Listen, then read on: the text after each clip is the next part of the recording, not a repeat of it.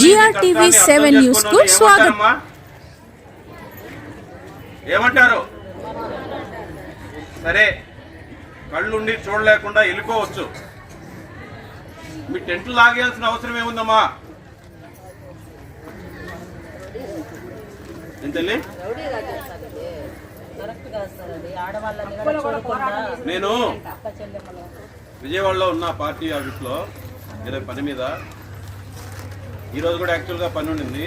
కానీ రాష్ట్రంలో ఎక్కడా జరగని విధంగా రైల్వే కోడూరులో ఇంతమంది మహిళా తల్లులు ఒక నిరసన తెలుపుతా ఉంటే నిర్దాక్షిణంగా టెంట్లు కాళ్లతో తన్ని పీకేశారని తెలిసి తట్టుకోలేక వచ్చానమ్మా ఈరోజు. మీరు నమ్ముతారో నమ్మరో, పార్టీలు పదవులు శాశ్వతం కాదు. నేను ఈరోజు రాజకీయం చేయాలని మాట్లాడటం లేదు. కడుపుకు అన్నం తినేవాళ్ళుగా, ఒక తల్లికి బిడ్డగా ఆలోచించి మీ దగ్గరికి వచ్చాను. నేను గతంలో ఒక్కసారి ఆలోచిస్తే రాష్ట్రం విడిపోయి కష్టాల్లో ఉంటే కూడా,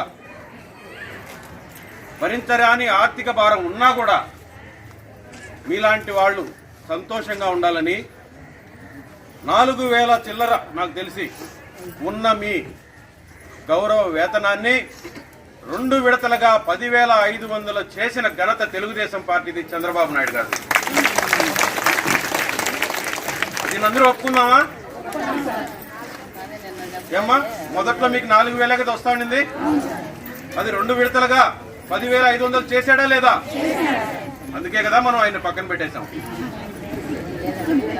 అందుకే కదా.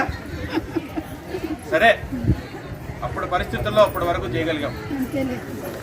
ఇప్పుడు పరిస్థితి ఏంటి?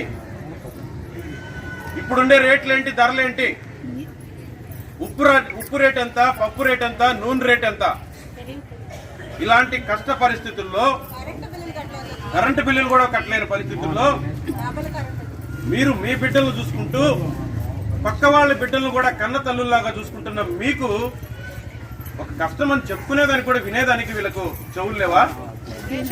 సామాన్లు తెచ్చుకుంటాం సార్. ఆడవాళ్ళమైనా కూడా 150 కేజీలు వచ్చినా కూడా మేమే తెచ్చుకుంటాం. తెచ్చి కూడా కనీసం సెంటర్లో వేరు అంటే వెట్టి చాకిరి అంటే మీకు అవసరమైతే చెయ్యండి, లేకపోతే మానుకోండి. ఇంకొకరికి ఇచ్చుకుంటాం, ఇంకొకరికి అమ్ముకుంటాం. మీ పోస్టులో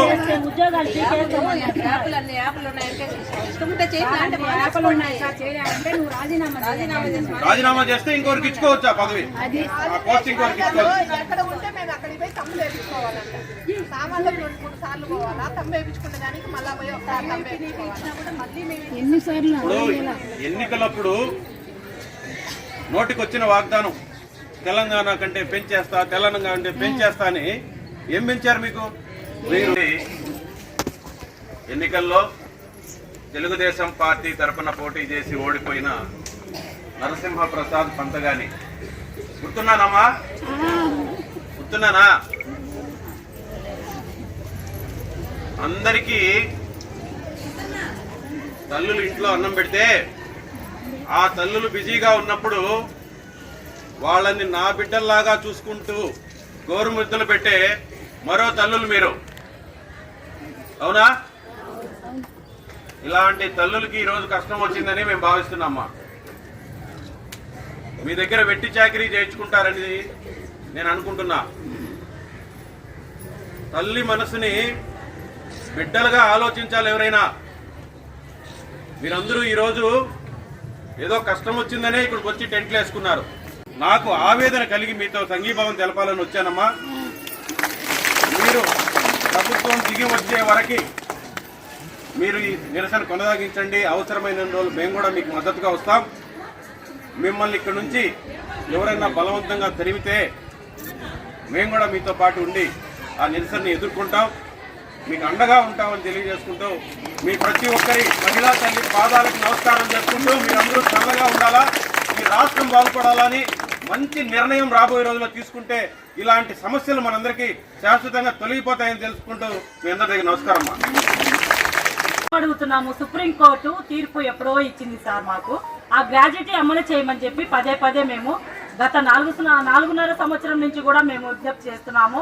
మీరు మాకు ఈ రోజు మద్దతు ఇస్తున్నారు. పూర్తిగా సంపూర్ణంగా మద్దతు ఇస్తూ మా కనీస వేతనము కనీసం తెలంగాణ రాష్ట్రంలో పక్క రాష్ట్రంలో అన్నా చూసి మాకు వేతనాలు పెంచాలని మేము పదే పదే అందరి తరపున రాష్ట్ర వ్యాప్తంగా 1,00,000 మంది ఉద్యోగులు ఉన్నాం సార్. మాకందరికీ కూడా కనీస వేతనం అమలు చేస్తే మేము ఖచ్చితంగా మీ అండుంటాం సార్. మీరు వచ్చి మాకు ఈ ప్రత్యేకమైన అందరికీ కూడా అభివాదం తెలిపినారు. ప్రత్యేకమైన విప్లవ వందనాలు తెలియజేసుకుంటాం sir. Thank you so much. నుంచి పప్పు, బియ్యం, నూనె, గుడ్లు బాలామృతం వస్తున్నాయి. అది సెంట్రల్ గవర్నమెంట్ మనకు పంపిస్తుంది, మనకు తెలియదు. ఈ మధ్య కాలంలో అది అప్పుడు 4వ సంవత్సరం నుంచి ఆ ప్యాకెట్ల మీద మన జగన్ గారి బొమ్మ వేసినారు, మనకు తెలియదు. ఈ మధ్య పోయిన మంగళవారం బుధవారం రోజు సెంట్రల్ టీమ్ వస్తుంది. మీరు ప్రతి ఒక్క ఇంటి దగ్గరికి వెళ్ళి అప్పుడు మనం ఓట్లు అడిగినాము, ఆ విధంగా ఇంటింటికి వెళ్ళి బాలామృతం చించి వాళ్ళ డబ్బాలో పోసి మనమే కాల్చి వచ్చినాం. అప్పుడు తెలియదు ఆ ప్రభుత్వానికి. కానీ నిన్న మనల్ని అడ్డుకున్న రాజకీయ నాయకులు వచ్చి అడగకూడదా, ఎందుకు కాలుస్తారమ్మా జగన్ బొమ్మని, మేము ఉన్నాము, మేము మీకు సపోర్ట్ చేస్తాం చెప్పచ్చు కదా వాళ్ళు. మనం సెంటర్ లో ఒక్కొక్కరు 10 ప్యాకెట్లు 20 ప్యాకెట్లు నూనె చించి డబ్బాలో పోసి ప్యాకెట్లు కాల్చేసాం. ఆయన లోగో ఉండకూడదంట, సెంట్రల్ గవర్నమెంట్ ఇచ్చే దాని మీద ఆయన లోగో వేసుకున్నారట చేసాం. కానీ నిన్న రాజకీయ నాయకులు వచ్చి మనల్ని అడ్డగించుకున్నారు కదా, అప్పుడు సెంట్రల్ టీం వస్తానమ్మా, మేమున్నాం మీకు అండ, మీరెందుకు భయపడి ఆయన బొమ్మ కాలుస్తారు, ఆయన ప్రజెంట్ పోరాటాన్ని మనం ఆపేది లేదు. ఎన్ని రోజులని తెలియదు, రాష్ట్ర నాయకులు సెంట్రల్ టీం వస్తుంది తెలియదు మాకు. అప్పుడు ప్రతి సెంటర్ లో పౌష్టికాహారం క్యాలెండర్ పెట్టండి అమ్మా అన్నారు, పెట్టినాము. పెట్టిన వాళ్ళకి మన అధికారులు మెమో ఇస్తామన్నారు. కానీ ఇవాళ ఏం చేశారు, ఆ క్యాలెండర్ తీసేయండి, ఉంటే ఇబ్బంది పడతారు మీరు, ఆ క్యాలెండర్ తీసి చించి కాల్ చేయండి అన్నారు. పెట్టేది వాళ్ళే, చించి కాల్ చేసేది వాళ్ళే, అన్ని వాళ్ళేనా?